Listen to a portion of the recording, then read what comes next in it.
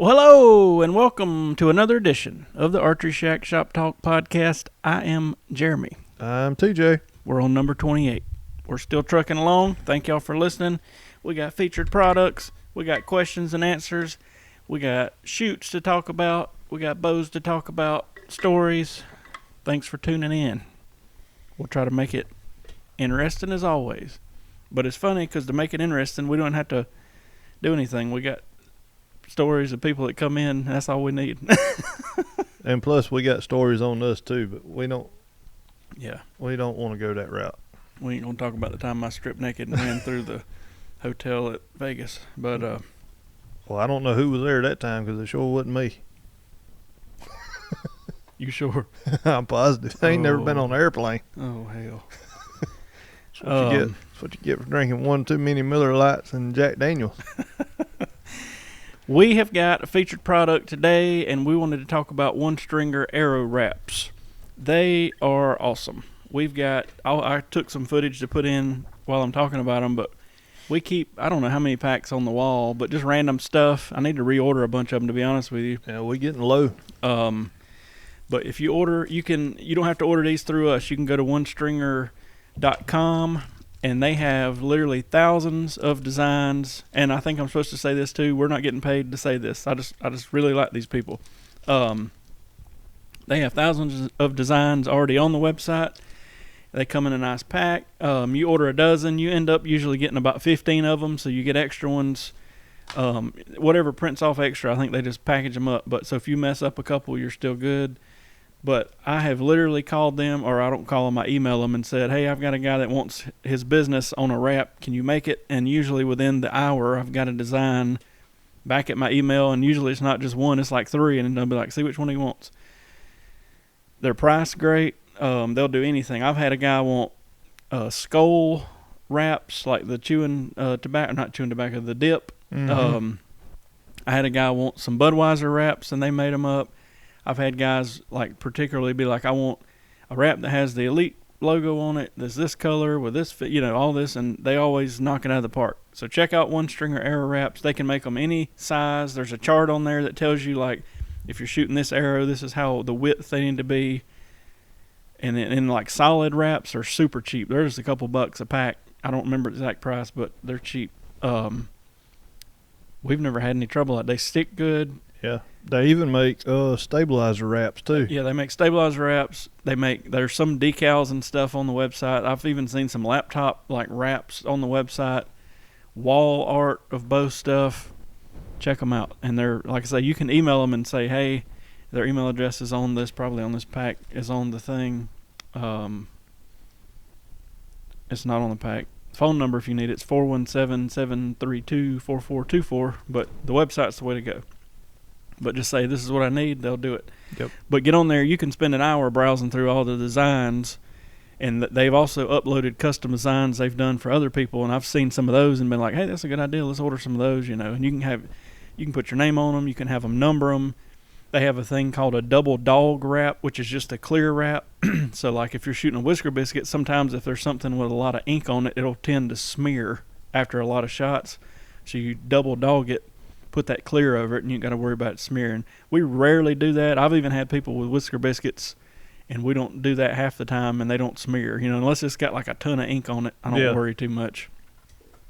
To me, the fletchings stick better to a wrap like this than just the bare shaft. You don't have to worry about like scraping your carbon and all that.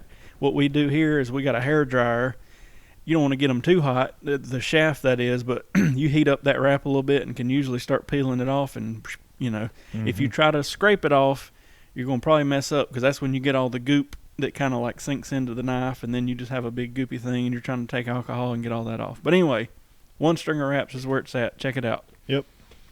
So that was our featured product. I feel strong. I've been working with them since had to be 2012 or 13. I found them on Archery Talk.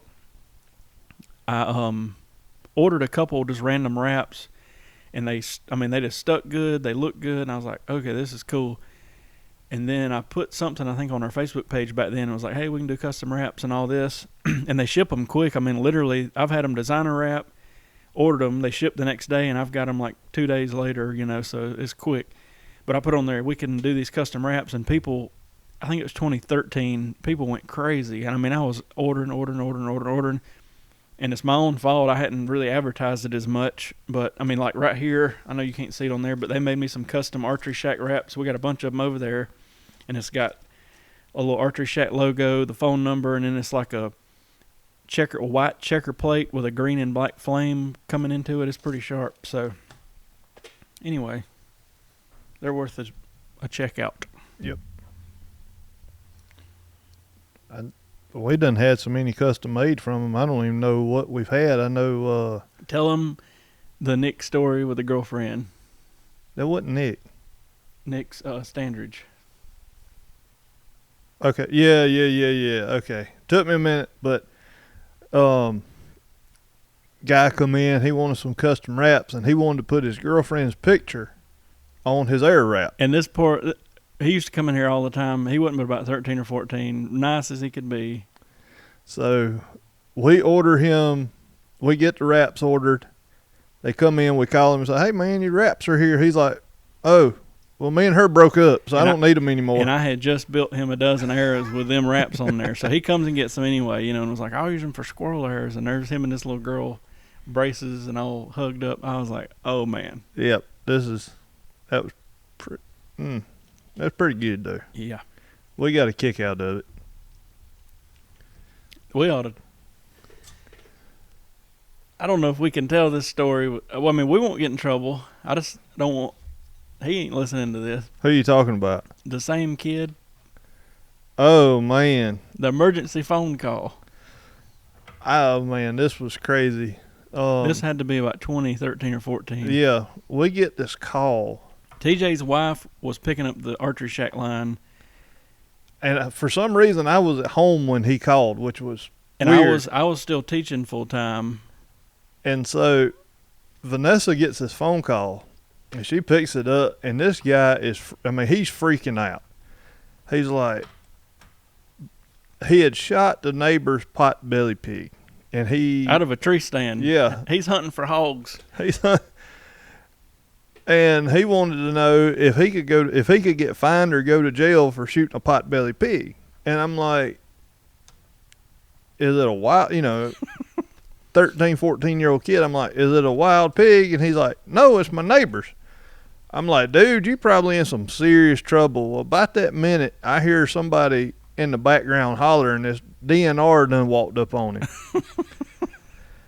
So I don't know what all went down. I don't think they fined him or anything like that. But the next day, well, back up a step, he shoots the pig, and the pig runs up on the back porch and dies on the back porch. Of the owner, yeah. Yeah. With an arrow in him. Yeah. So the next day, the boy wakes up and his dog's dead. So. And I don't know what to think about this story because it's funny. But it does make hunters look bad. It does. It really does. So the kid tried to play off like I thought it was a hog. And I'm like, dude, a hog coming through the woods and a large potbelly pig that lives beside you is two different things. Yeah. You knew you shot that pig. Yeah. He finally pretty much admitted it. But DNR came out. The owner of the pig came out there and was raising hell. And I would be too. But I don't think DNR went and talked to his parents and all this, but I don't think anything really came of it. But yeah, his dog got shot the next day, I guess, by the neighbor. But I get a call on the way home, and TJ Vanessa 1 was like, Nick has shot a potbelly pig and is still in the tree stand freaking out. Well, here's what we told him. What do you think? And I was like, oh, why is he even calling us? You know what I mean? But he came out here a lot, and he didn't know anybody else to talk to, and he called us. So yeah, man, that was. Yeah, the pig goes squealing off and dies on the neighbor's porch. Anyway, so that's one of the stories we were mentioning earlier. Yeah. And I forget half of them. The only reason I thought about it was he was the same guy with them wraps with his girlfriend on them. So. Oh, man. I mean, it blew my mind when he called me. And when I got off the phone, I'm like, why did you shoot the neighbor's pot-belly pig? On the same sort of thought.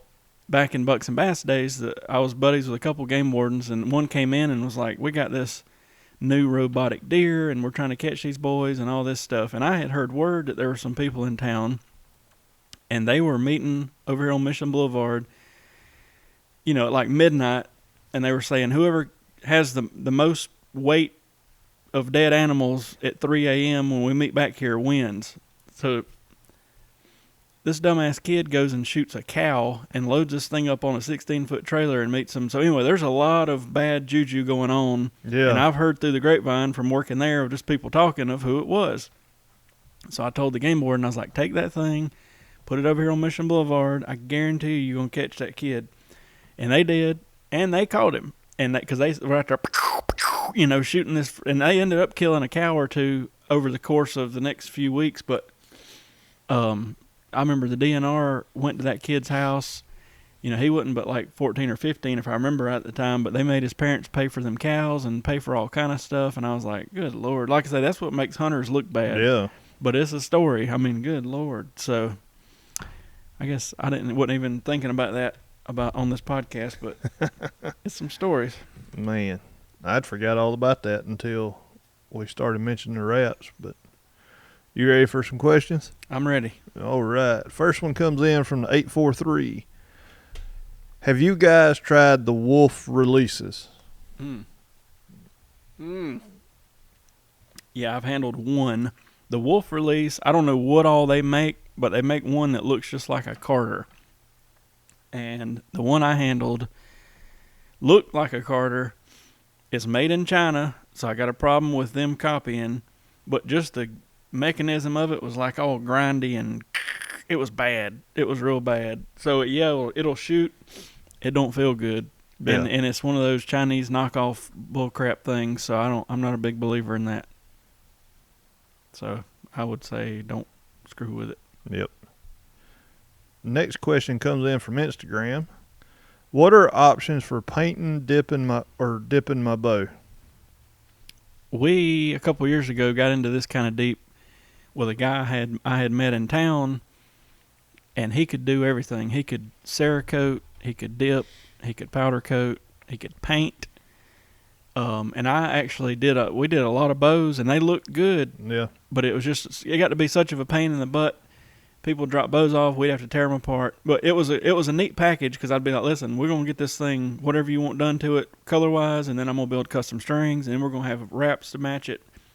But, I mean, they'd be in several $100s, of course, to do all that. But it just got to be such a pain in the butt. It was like twice a week we were running back and forth with risers and cams and everything else you can imagine. So finally I was just like, y'all just take it to him, or I'll take it apart here, but I'm not going to be the runner. I'm tired of us running back and forth 100 times. So I guess what we can tell you is powder coat's the cheapest, but it also adds a little bit of a thickness to like a riser. So I guess to run down the whole thing, powder coat, you have to put it in an oven, so you can't do limbs. It would delaminate them. It's got to be metal. So you're pretty much limited to a riser. We did have some cams powder coated. It did work, but it was a pain in the butt getting the module back on. We had to do some Dremel tool work to get the module seated back properly. So I probably wouldn't do that again, even though the bow's still fine, Cerakote is like a ceramic coat. It's a lot more expensive, but it don't have to have as much heat to adhere to it. And if you don't know what that is, there's several guns have that on it, or a better example is Elite cams have that on there. What I found with Cerakote is it does not work well around a sharp bend, because you'll notice on them Elite cams, a lot of them are chipping. But we did have some cams and risers done in that, and it did look good.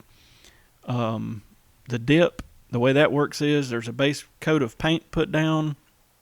It's dipped in a film, and then there's a clear coat put on, and that clear coat can either be shiny or non-shiny. So most of what we did was non-shiny, matte, whatever you want to call it, and it worked good. But again, it's adding a little bit of thickness.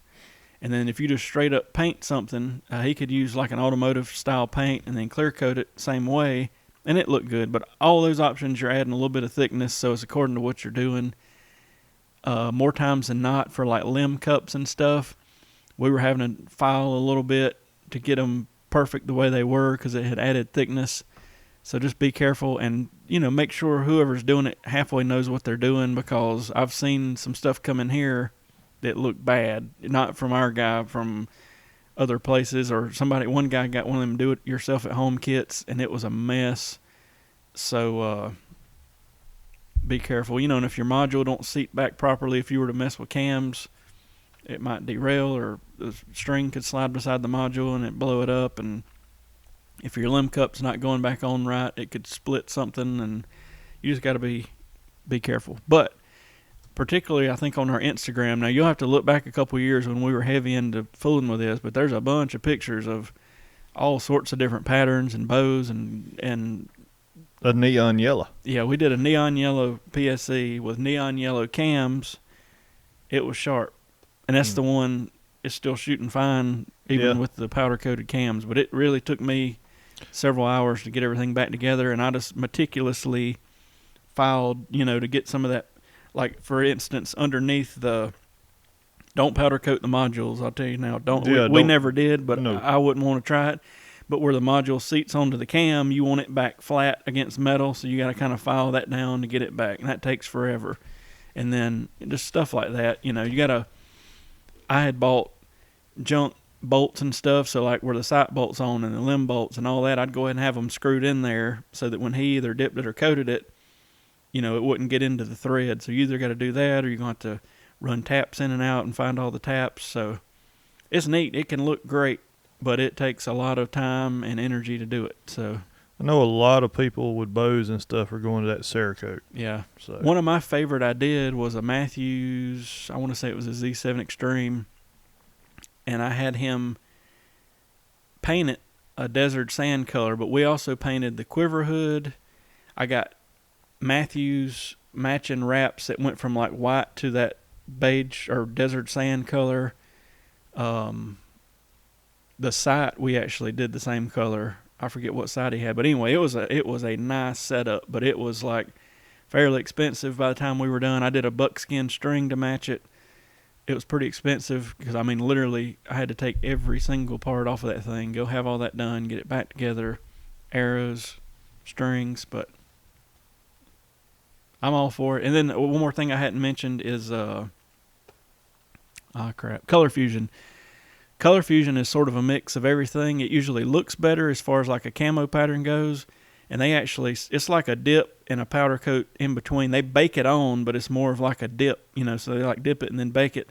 And again, you can't do limbs that way to my knowledge, but a lot of newer bows use that Color Fusion, and it looks real good. All right. Next question comes from Sam on Facebook. Why do I see some pros leaning way back while shooting? I noticed old Chris Perkins. I meant to show y'all a picture the other day. I think it was at that shoot-off at ASA the other week. That joker, Rio Wild's the one everybody always talks about, because that joker will be leaned way back, and Chris ain't no better. I think it's one of two things. One, if you look, they got like 30 ounces or more on the front. So they're having to account for all that freaking weight on the front of that stabilizer. And then two, to me, it just looks like the draw length's long. And if they shoot it better, that gets into the whole, there's not a cookie cutter method for everybody to shoot. If you shoot better with a little bit longer draw length with that leaning back, shoot it,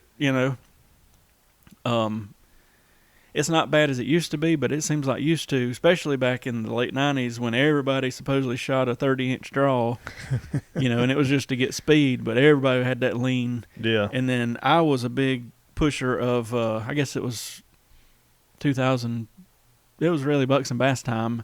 I was really pushing people, shorten that draw length, and they hated to hear it because I was like, you'll shoot better, and they usually did, but I've had people as long as 2 inches long, shorter than, I'm a 28, shorter than me, swear, I'm a 30. I'm like, no, here, shoot a 27 or 27 and a half, and they'd shoot it and be like, man, it feels better, but I don't want to lose that speed. But you'd finally talk them into them, about half of them. But so I think it's either their draw length's just long and they shoot good, or all that weight on that front of that bow, they're having to, kind of fight with it.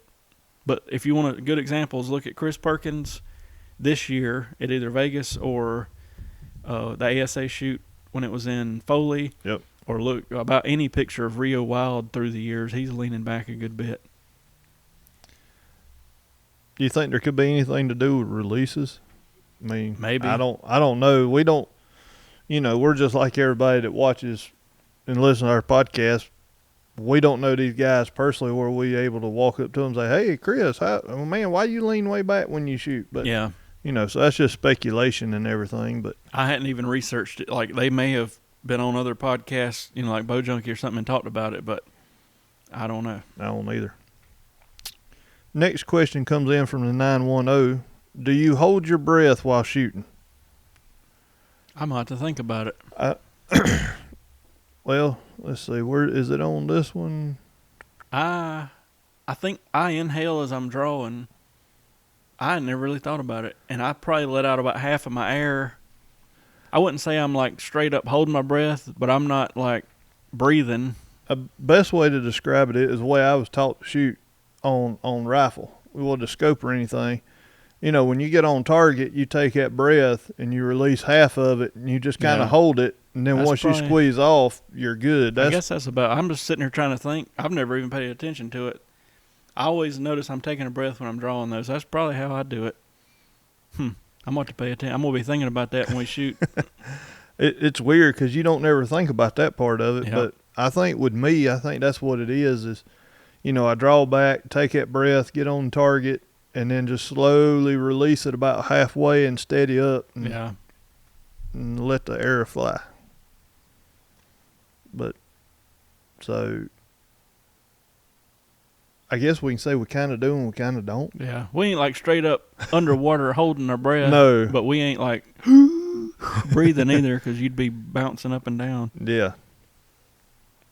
Our next question is from the 864. Should I upgrade to Black Series from my CT5? This question, somebody also posted on, it might have been the same guy on some YouTube video we did. And I didn't answer, and I really meant to. I may try to go back and find it shortly, but I'd say no. So we're talking about prime bows here. He said CT5.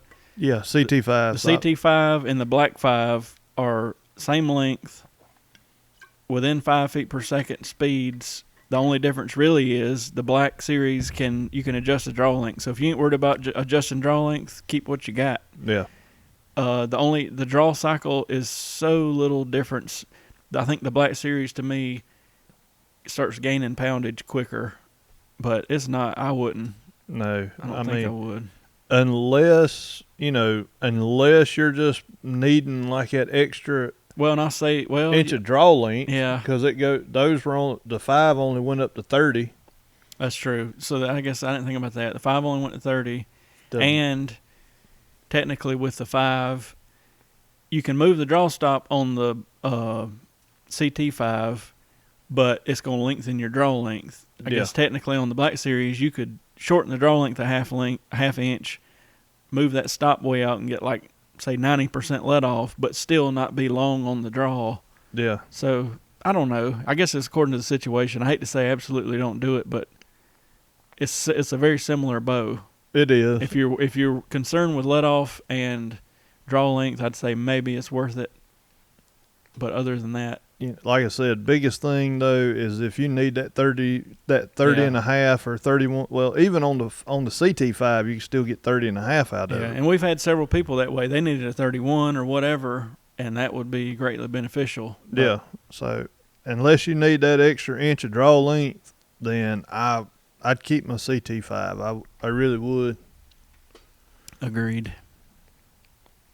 Our next question comes from Mike on Facebook, which we talked about, is how do I install arrow wraps? We are talking about doing this one Thursday night when we start doing our live feed, which will be, I'll talk more about it at the end of the podcast, but that'll be coming up this week. But what I do is just find me a good flat counter like this one here. I lay the wrap down. I'll take the arrow, slide it toward the wrap, get it lined up, let it make contact, and then I'll pick it up and make sure my lines are right. Then I'll move it to a squishy surface like a mouse pad type thing, or even a lot of times I'll just use a magazine because it's got give to it, and then I'll roll it on there, and that kind of lets the air bubbles get out of it, But it may not be the first week we do this live thing, but in the first month or so, we'll do some arrows and kind of demonstrate that. But that's pretty much the gist of it. And don't be scared when you put them on there. I know a lot of people, the way we do it is we line it up with the very edge of the air. That way when you put your knock in it, you can't really see any black on the air shaft. The only thing I will caution you about is if you do that, it's hard to see a crack. Yeah. So, I was going to say there's kind of two trains of thought. One is like you're talking about, and then the other one, leave a gap. Yeah, go through your airs and put like a 1/4 inch or even a 1/2 inch mark to where you would line that wrap up. And this is probably the safest way. Wrap them on that mark, and then, if you got a crack, it'll be visible. And I've had that happen on a few people. And usually the way they find out, the wrap will be over it, and they'll be like, my knot keeps falling out. Yeah. And I'll peel the back of that wrap back and be like, you didn't slap this thing. It's broke or it's cracked. So, I mean, definitely. I kind of learned, if you don't mind, about a 1/4 inch of that back of that shaft showing. Mm-hmm. I mean, that's pretty much how I wrap mine. Just, when we shoot the tack and everything like that, we're all shooting for the same spot. So you get 5, 6 guys shooting arrows at a 12. And that's something that's not said enough. Flex your arrow, especially if you hear somebody slap your arrow or vice versa. Check it. Check it. Yeah, it's a thin-walled carbon. Even if you don't hit their arrow and you're next to it, and they slap on the back, that's a lot of, pressure hitting a thin-walled carbon arrow. So it'll be worth your while to check it because we've seen some crazy stuff happen. Yeah, we have. So our next question comes in from the 624. Should I limit caffeine before shooting? That's a pretty good question. Here's what I found. When I was really, really, really serious about shooting, I would limit my caffeine. And I almost felt, let me back up and tell you, I drank a decent amount of Coca-Cola.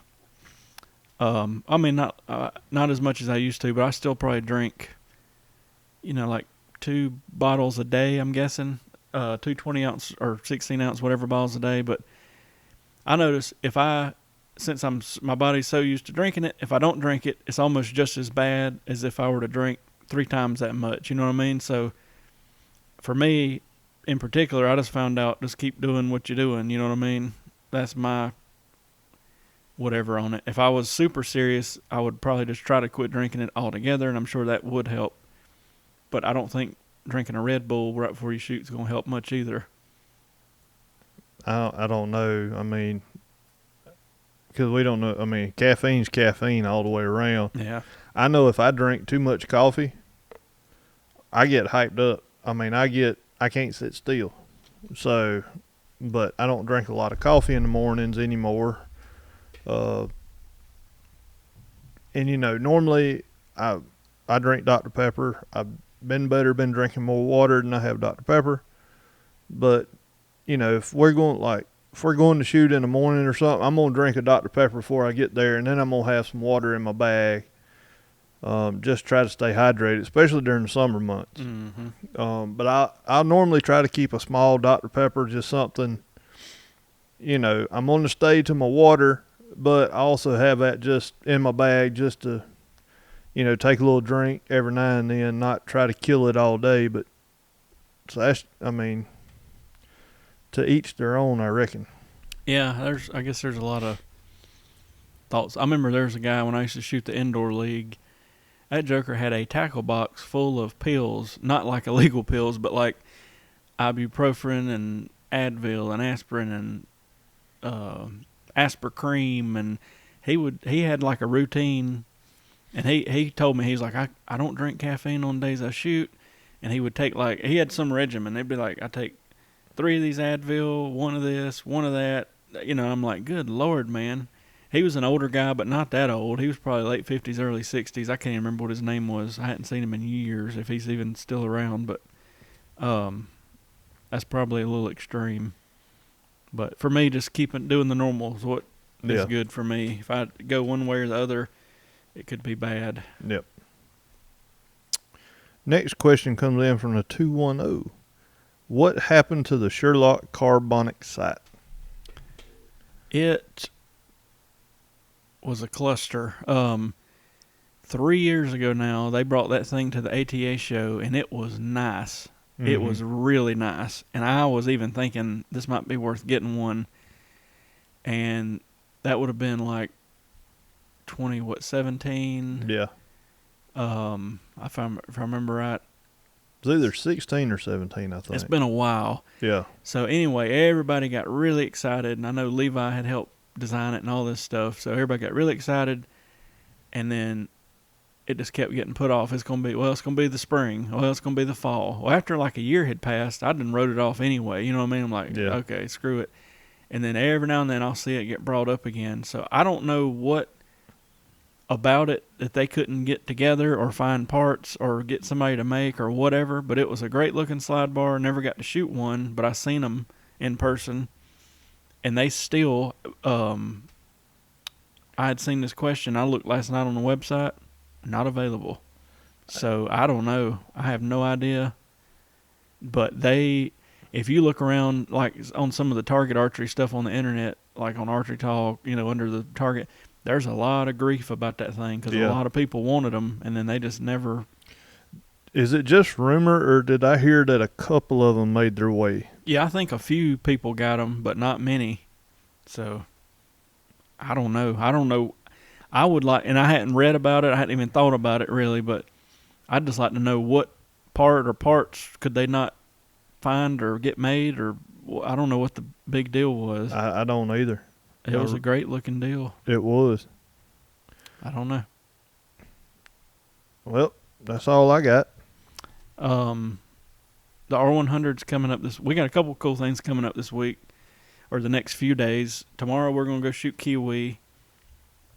So that'll be cool. If you're in the area, Kiwi Bowman, check them out. And they got a cool thing, like they got an indoor range, a pretty nice indoor range. They got outdoor targets that stay out, 3D targets that stay out, and then they have every couple weeks a 3D shoot, and it's in 6 Mile, South Carolina. So a lot of people come down from North Carolina. A lot of people, pretty much within 2 or 3 hours. It's a pretty big club, so. Yep. We try to help them out as much as we can and go up there and shoot and send people that way. They have memberships, so check them out, kiwibowman.com. But we're going there to shoot tomorrow. I'm sure we'll do a video, so that'll be fun. R100 is next weekend, and if the weather will act right, it keeps going back and forth, but I think we're okay right now. I think I looked earlier today, and I didn't look over in Homer at the weather forecast for there, but I know for here it's saying it's supposed to be clear Friday and Saturday and Sunday. We're going to try to go shoot it. We didn't get to go last year, so it'll be fun, and I'll definitely get some footage of that. That's the one, the Reinhardt R100. It goes all over the country, so check. I think it's r100.org. Check out their shoots, but it's got the giraffes and the hippos and the elephants and the regular animals and the little bats hanging from trees and just all sorts of neat stuff. So it'll be fun. And I've done a couple videos before, but I want to put a better one together for it. But that'll be coming up. And then we're a couple months out still from the Total Archer Challenge. But we'll also, our live feed, finally, will be coming up this week on Thursday night at about 6:30. I don't even know what we're going to do yet, but we're going to do our little sort of a Tech Thursday type thing, and it might be us fletching arrows or making strings or tuning bows or semi-reviewing a bow or paper tuning or chronographing. It could be 100 different things, so we'll do a couple and then see what y'all think we ought to do there, but it'll be fun for our first one, doing it live on YouTube, so check that out, 6:30, and if you can't watch it while it's live, it'll probably be a 30-minute thing. It'll save it on YouTube so you can watch it later, but that'll be our first big live thing, and we'll start doing those on Thursday nights, and that'll be fun. So yep, it will be. That's coming up this week. A lot of stuff this week. What else am I missing? Kiwi tomorrow, video on Sunday, live feed Thursday. I think it'll already be out by the time this releases. I got that Hoyt Helix somebody dropped off. We put a little tune on. Yep. It'll be coming out this week. And then I've been putting it off. I still got to do my bow rebuild. I'm swapping the limbs out to a different poundage. I got the strings built. Finally got them done. Oh, we also got, today actually, by the time this podcast comes out, he'll probably have it or have it the next day. But Bodie that won the free strings on our live feed from the other week, we got them ready. They're cool. I took a picture or two. I'll try to put them in here. It's kiwi and silver, and then he wanted to kind of mix up some kiwi and silver serving, so I did, in random spots, so they look good. Put speed knocks on it. That was cool. We'll try to do some more giveaways, probably starting next week. So stay tuned for that. I'd like to do more giveaways, and then if I could, here's my reasoning. I'd like to do a month or two of giveaways, maybe more, and it'll be out of my own pocket. And it won't be anything big. I can't give away a bow or anything, but maybe broadheads or whatever out of the shop. But if we could get enough viewers on this particular podcast we're doing, I could reach out to some companies and say, hey, we got a following of, 10,000, 20,000, whatever the number would be, and we'd like to do a giveaway with some of your products, blah, blah, blah, and maybe we could get some stuff sent in, and they would ultimately be like our featured product, and then we'd give it away. And I think that would be neat.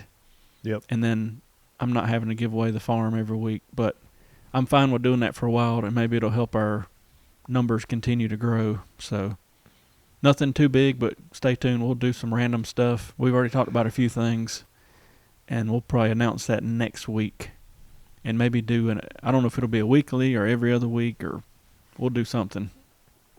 It'll be cool. So stay tuned. Yeah.